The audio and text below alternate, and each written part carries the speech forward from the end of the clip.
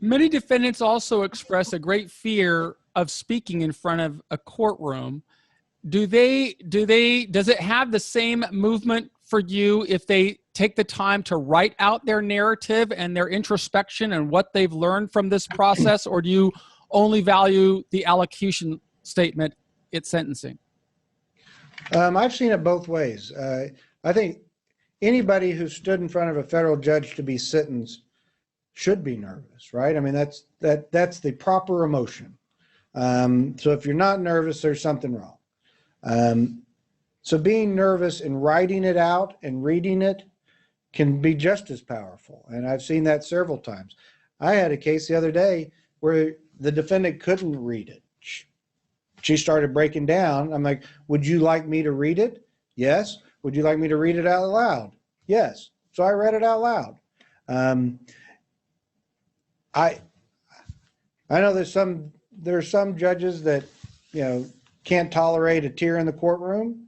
I'm not happen to be one of them. It's not that those are bad judges, but I understand that it's a very emotional process. And so if you need to write it out, great. If you can't write it out, that's great. I even had a woman who, she was terrified, and nobody, government, prosecutor, probation officer, said she could ever really talk in public. And so what they did was, part of her allocution was trying to show, here's where I've come from. Here's the house I was raised in.